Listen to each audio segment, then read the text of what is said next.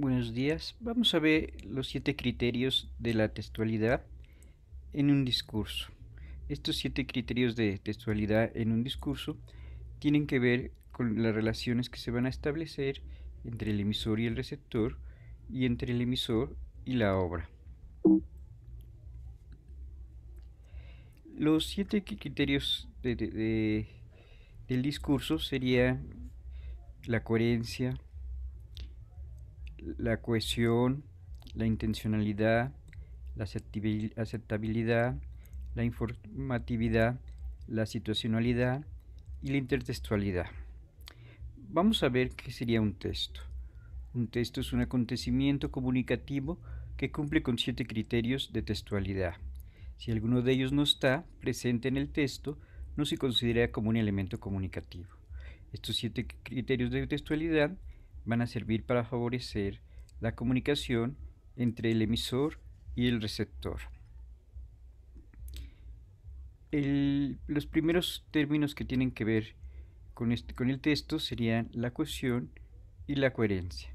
Ambas van a designar operaciones enfocadas hacia los materiales discursivos o a los materiales textuales, es decir, van a ser las características que va a presentar el texto en el discurso. El primer criterio sería el de la cohesión. La cohesión va a estar dada principalmente por cómo van a estar estructurados el texto en los diferentes párrafos, en las diferentes oraciones, y estos párrafos y estas oraciones tienen que tener una cohesión, tienen que estar integrados, tienen que seguir un todo armonioso, un tono que tenga un sentido. Van a aparecer cuando nosotros estamos escribiendo y van a conectar las diferentes secuencias que van a aparecer en el propio texto. El segundo criterio de la textualidad sería la coherencia. La coherencia tiene que ver con cómo están relacionados los conceptos, las relaciones y cómo se van a establecer estas relaciones en base a la causalidad. Puede haber relaciones de causa, relaciones de posibilidad, relaciones de propósito, que van a estar integrando la coherencia de un texto. Si yo no entiendo el texto, si me cuesta mucho trabajo entender este texto, va a ser porque este texto no es coherente. Si nos fijamos, estas dos características tienen que ver principalmente con el discurso escrito y con las características para que este discurso pueda ser entendido por los diferentes receptores. Uno, mediante la cohesión, que deben estar integrados armoniosamente los diferentes párrafos, y también mediante la coherencia, que sería el manejo de conceptos, el manejo de ideas y el manejo de las relaciones que se van a establecer a lo largo del texto.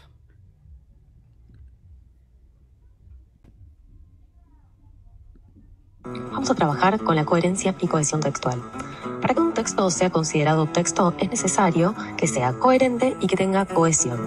Vamos a trabajar en primer lugar con la coherencia.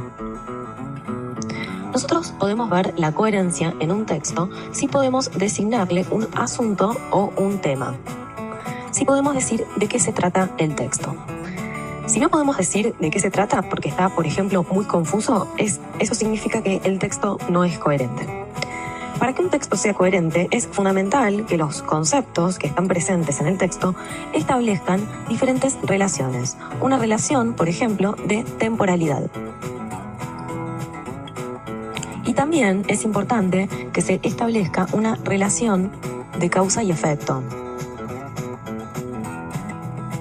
Pero hay algo fundamental para que un texto sea coherente, es que no tiene que tener contradicciones internas. Sin contradicciones internas.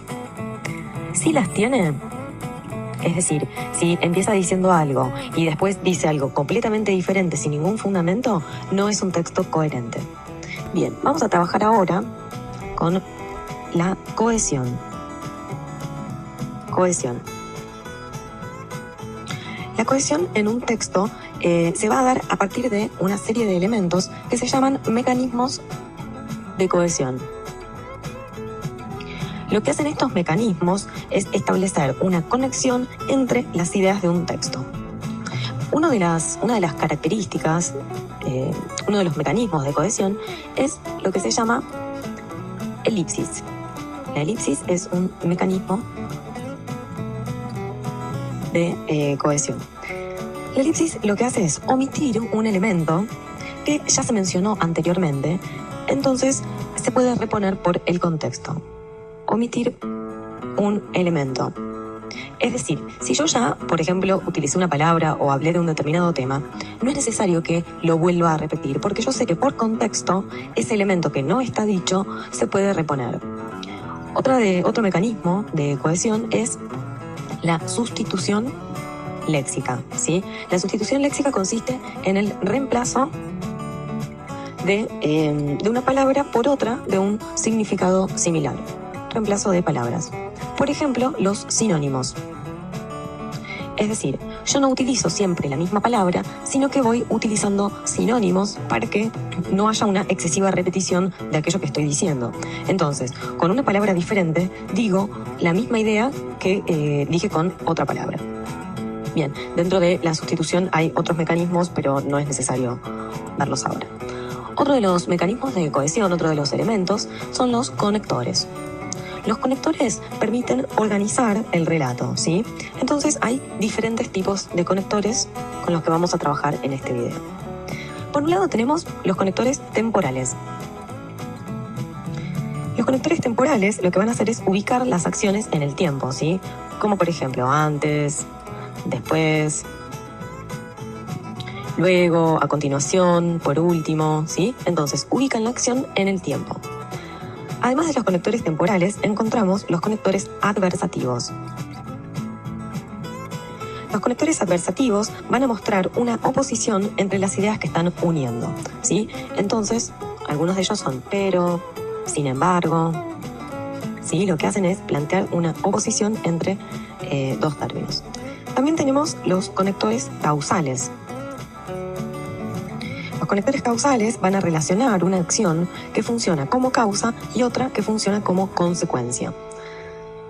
Por ejemplo, porque, puesto que,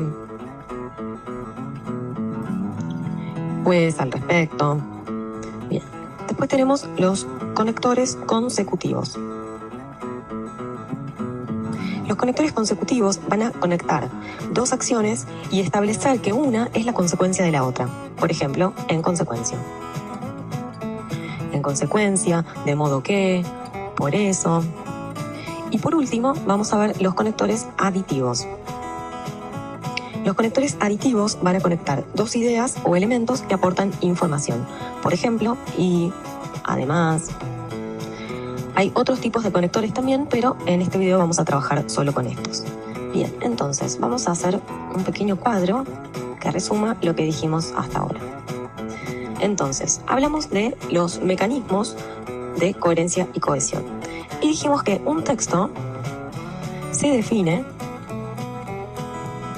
por la coherencia, que tiene que ver con el orden lógico de la exposición o de la información, y la cohesión, que depende de determinados recursos. Depende de recursos para organizar lo que se está diciendo.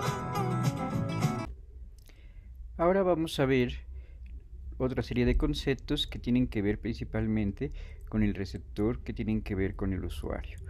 Las categorías del texto que tendrían que ver con el usuario serían la intencionalidad, aceptabilidad, informatividad, situacionalidad e intertextualidad. Estas nociones del texto principalmente sirven para que exista una mayor comunicación entre el receptor y el emisor.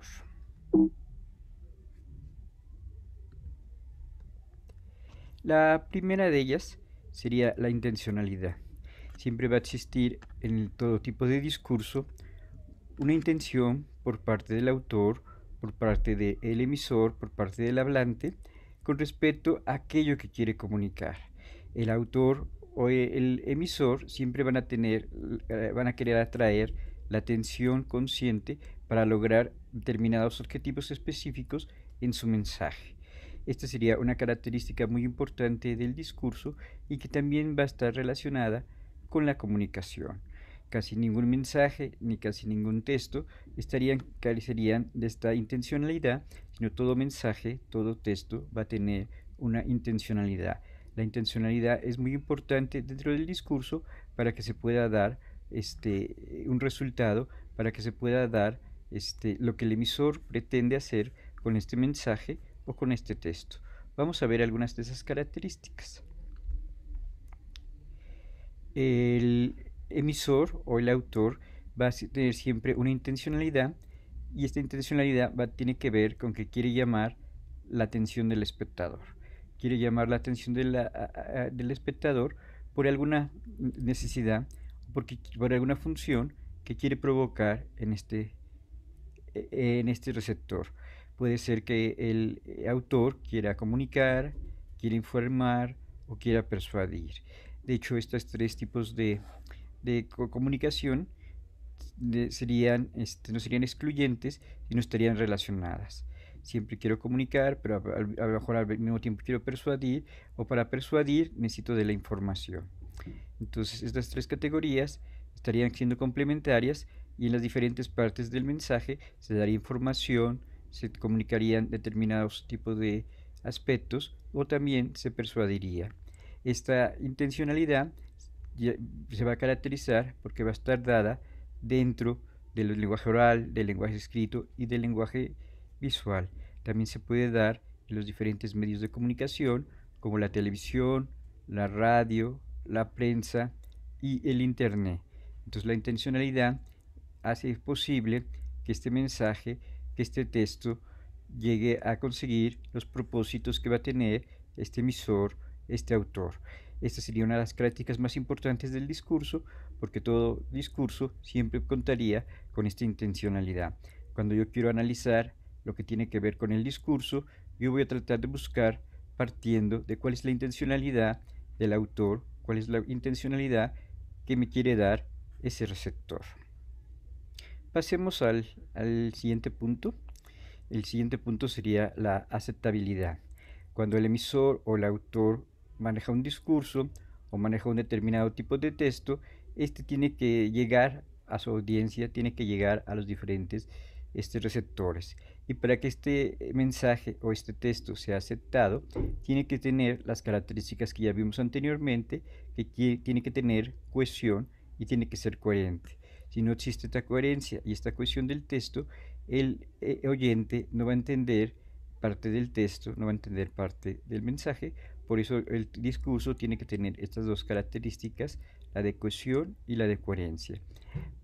Parte de que tenga esta cohesión y tenga esta coherencia es que las secuencias de oraciones sean aceptables por la audiencia, para que se llegue a considerar como un texto. Este criterio se refiere a la postura del receptor del texto. Él va a dar una aceptabilidad a ese texto, si está bien escrito, si está mal escrito, o si fuera un discurso oral, si ese discurso oral se dijo correctamente o tiene demasiadas fallas y la gente no va a aceptar ese discurso. Principalmente en el discurso hablado ya vimos que existen ciertas condiciones temporales, lógicas y de causalidad para que dentro de ese texto se pueda entender cómo va evolucionando y cómo se van relacionando las diferentes categorías que aparecen dentro del discurso. Para que este texto tenga coherencia, para que ese texto tenga cohesión, el propio escritor, el propio autor, va a realizar una corrección de ese texto. En algunas ocasiones se le pagaría a un corrector de estilo para que ese texto sea más coherente, tenga mejor coherencia, tenga mejor cohesión. Esto sería como parte de la comprensión del discurso, porque uno como autor va a buscar conseguir esa coherencia a lo largo del discurso, a lo largo del texto. Pero también el receptor tiene que entender aquello que se está diciendo y que sería fundamental para la aceptabilidad de los diferentes tipos de discurso. Otra característica sería la informatividad. Todo discurso va a presentar determinado tipo de información, determinado tipo de conocimientos, y este tipo de información, este tipo de conocimientos que se va a dar a través del discurso, tiene que ir avanzando, tiene que ir siendo gradual para que se pueda entender, y principalmente tiene que ir variando. Esta tiene que ir siendo modificada para que el espectador la vaya entendiendo dependiendo de cómo va progresando esta información que se va presentando a lo largo del discurso. Muchas veces se va presentando esta información, de la información menos atractiva a una información cada vez más atractiva. En algunos casos, como los periódicos o como los diferentes noticias que se van a dar, muchas veces se empieza dando en la parte del título o en la parte de la cabecera algunos acontecimientos importantes que después se desarrollarán dentro de esa nota o se desarrollarán dentro de esta editorial. También esto sucede en el caso de los videos de YouTube, que ya con el título te van a poner palabras claves para que tú sepas de qué se va tratando. Y en la introducción de la persona que está mandando ese mensaje a través de YouTube, te van a decir de qué se va a tratar, y después desarrollarán esa información a lo largo de lo que te van contando. Y se puede decir que esta información va creciendo para que sea una historia más atractiva, o para que los argumentos que se van presentando en eso que se está contando cada vez sean más atractivos. Aquí sería un poco cómo se presenta la información en un párrafo. Entonces en un párrafo 1 tendría determinada información, el párrafo 2 tendría otras informaciones, y estas informaciones de párrafo 1, párrafo 2 o párrafo 3 tienen que ir siendo coherentes y teniendo las menores contradicciones posibles. El siguiente elemento que tiene que ver con el discurso sería la situacionalidad. ¿Cómo se van a relacionar el autor? ¿Cómo se va a relacionar el receptor? ¿Y cuál va a ser las condiciones que van a permitir que en esta situación sea interesante, que en esta situación se puedan comunicar aquello que quiere dar el receptor?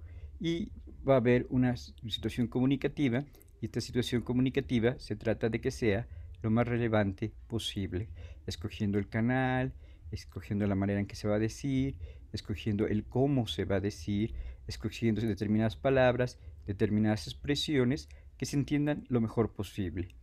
Que se entienda lo mejor posible dependiendo del tipo de público, dependiendo del tipo de receptor, principalmente dependiendo de la situación comunicativa. En qué espacio y en qué tiempo me estoy comunicando. A quiénes me estoy comunicando. Entonces la situacionalidad es algo que ya tiene previsto el emisor a la hora en que va a dar su discurso o a la hora que va a escribir determinado texto. Este texto siempre va a estar orientado con estos parámetros hacia algún tipo de receptor o hacia algún tipo de situación. No sería lo mismo dar un discurso en un auditorio, o dar un discurso al aire libre, o dar un discurso en un lugar más formal, o en un lugar que fuera menos informal. Entonces, las condiciones de situacionalidad se prevén en el texto, se van a prever en el discurso, y sería otro elemento de mucha importancia para el que va a dar el discurso. Aquí en esta diapositiva pues se trataría de mostrar cuáles serían las palabras que se van a escoger, cuáles serían las oraciones que se van a escoger, dependiendo de la situación comunicativa, de la situación discursiva de la cual se va a hablar, en la cual se va a pronunciar ese determinado discurso. Y la última característica del discurso, o la última característica del texto, sería la intertextualidad. En el texto se van a dar diferentes secuencias de oraciones que tienen diferentes formas y que tienen diferentes significados, pero siempre, muchas veces, la intertextualidad se va a relacionar con otro tipo de textos, con otra clase de textos, que muchas veces serían similares a de lo que se está hablando, o podían pertenecer a otras disciplinas completamente diferentes. Entonces, en las situaciones de intertextualidad, yo puede ser que me refiera a un hecho histórico, que me refiera a un personaje, que me refiera a una situación, que me refiera a un lugar, que me refiera a algo que está aconteciendo en nuestra realidad, o por ejemplo en el caso de una novela, que se refiere a otras novelas, o de una película, que se refiere a otras películas, o con el caso de un discurso político que se refiera a personajes que existen dentro de la vida real. Pero si en una película se puede referir a una película, también una película puede incluir cuestiones de arte como cuadros, como música, como arquitectura, como obras de teatro, como obras literarias, como poemas. Entonces, cuando se está refiriendo a este tipo de obras que no pertenecen al cine, se llamaría la intertextualidad. O se puede referir a personajes reales o a personajes fantásticos para mencionarlos dentro de esa película. Vamos a ver una pequeña explicación acerca de lo que sería la intertextualidad. La intertextualidad.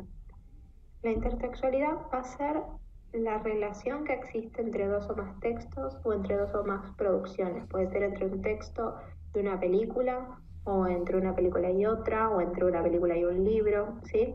Y siempre va a haber un texto base y un texto derivado. El texto base va a ser el texto que va a contar una historia, va a narrar una historia por primera vez, o que va a proponer una forma de entender un tema, va a proponer una mirada sobre los cuentos fantásticos, sobre las hadas, sobre la muerte, sobre la vida. Por ejemplo, los cuentos tradicionales, por ejemplo, Caperucita o cualquier otro cuento de hadas. Los textos derivados son textos que van a surgir después, que van a tomar ese primer texto como ejemplo, como modelo, pero los van a adaptar, van a cambiar la historia, van a dar una nueva versión sobre esa historia original. Entonces, por ejemplo, tenemos un montón de versiones nuevas de Caperucita, o como en la película Shrek, tenemos un montón de versiones adaptadas y modernas de las historias tradicionales que ya conocemos. Un ejemplo de esto puede ser, por ejemplo, lo que hacen los Simpsons, que adaptan historias, cuadros, personajes que ya conocemos y los actualizan, los cambian. En este caso vamos a tener a Homero haciendo una imitación, una intertextualidad con un cuadro muy conocido que es este que se llama El Grito. Esta intertextualidad, esta relación puede ser de una forma intratextual, o sea, la relación entre dos textos de un mismo autor, por ejemplo, cuando hay una saga y entonces los textos están relacionados, o cuando, aunque no sea una saga, se nombra a un personaje de una historia en otra y aunque las historias no tienen nada que ver, pertenecen al mismo universo. O la otra opción es que haya extratextualidad, que significa que dos textos que tienen distintos autores se relacionen, se conecten. Entonces de repente tenemos versiones nuevas de autores distintos de historias que tenían otro autor. De esta extratextualidad, o sea, de esta relación de un texto con otros textos distintos de otros autores, tenemos varias formas. Tenemos por un lado la parodia, que es mucho de lo que hacen los Simpson, imitar una historia, tener una relación extratextual de intertextualidad con una historia y hacer una burla, una parodia. Por ejemplo, en este caso tenemos el símbolo de Starbucks, pero es una parodia y en vez de ser de Starbucks es de Star Wars, ¿sí? Una broma. Otra opción puede ser el plagio, cuando vos te das cuenta que en una película, en una historia, en una canción, se usa algo que ya existía antes y no se reconoce al autor original, sino que se trata como si fuera una producción propia. Otra opción es la influencia, cuando un autor influye sobre otro porque el otro lo leyó, porque cuando estudió ese autor ya era conocido y estudió sobre ese autor, cuando a alguien le gusta mucho un tipo de historias que fue inventada por otro y hace como una especie de honor, de homenaje al primer autor y a partir de eso escribe una historia o hace una peli. Y la otra opción que tenemos de extratextualidad es la alusión, cuando en un texto se hace referencia a algo de un texto original. cuando en una historia se cuenta algo de otro texto y se respeta, se reconoce que pertenece a otro texto y a partir de eso hay una relación. Entonces, tenemos estos dos tipos de relaciones, intratextual y extratextual, que pertenecen a la intertextualidad. Espero que les haya servido y nos vemos la próxima. Entonces, a eso se referiría principalmente los diferentes tipos de intertextualidad. En esto de los diferentes tipos de intertextualidad, podemos decir que en la intertextualidad un texto se va a relacionar con otros textos diferentes. Pueden ser de tipo artístico, pueden ser de tipo social, pueden ser cualquier de lo que tenga que ver con la cultura, pero siempre van a entrar en una relación de diálogo con el texto de original. También uno de los teóricos más importantes de la intertextualidad, que sería Gerard Genet, en su libro Palincestos, va a hablar de tres diferentes tipos de intertextualidad. La primera sería la cita, que sería literal y sería entre comillas. La segunda sería el de plagio, cuando no se declara de dónde se tomó ese párrafo, de dónde se tomó esa idea, de dónde se tomó esa cita. Y la alusión, que la alusión sería que el lector va a comprender que se refiere a ese texto en particular y se va a remitir a un texto que ya se conoce. Este sería como el caso más conocido de la intertextualidad, que nosotros logramos conocer a qué tipo de texto se estaría refiriendo aquello que nos está mostrando, ya sean imágenes o ya sea en algún tipo de texto o de cita escrita. Vamos a ver lo que dice Serre, que es un teórico de lenguaje, y él va a hablar de estas 7 características que tienen que ver con el texto.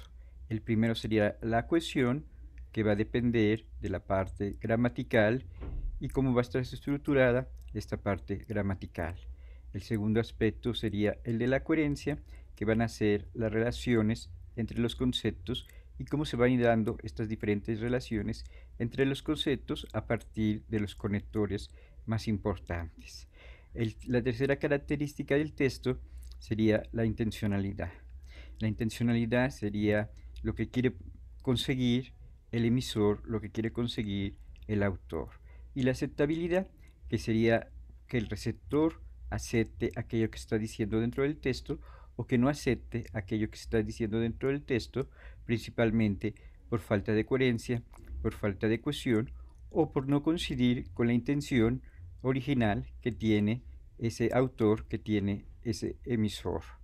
También vendría el de la informatividad, que sería cómo se va dosificando esta información a lo largo del texto. Si resulta ser novedosa, si resulta ser atractiva, si resulta ser interesante para el receptor, o si va a preferir dejar de leer ese texto o va a decidir cambiarlo de canal. También estaría la situación. En esta situación, que el hablante del discurso tiene que adaptarse a las diferentes situaciones, a un tipo de público, a un tipo de lugar, a un tipo de canal, y si el público está reaccionando a lo que está diciendo. Si no está reaccionando positivamente a lo que está diciendo, tendría que cambiar la manera en que lo está diciendo o cambiar un poquito la manera en que está tratando esos diferentes temas. Y el último, que sería la intertextualidad, que ya vimos que se puede referir a cuestiones de arte, a cuestiones del mismo medio, o a cuestiones sociales, o a cuestiones culturales, que el receptor logra identificar de otras obras, de otros textos, de otros autores. Y por último, vamos a terminar viendo también lo que dice Serre acerca de cómo se va a dar este discurso. El primero sería la eficacia. Ahí sería cuando existe un gasto mínimo de esfuerzo para que se comprenda aquello que yo estoy diciendo. Muchas veces la eficacia puede ser que se dé en un texto breve o puede ser que se dé en un texto largo, pero siempre requerirá de que el receptor lo entienda y de utilizar el mínimo de esfuerzo para conseguir este propósito. Después estaría la efectividad.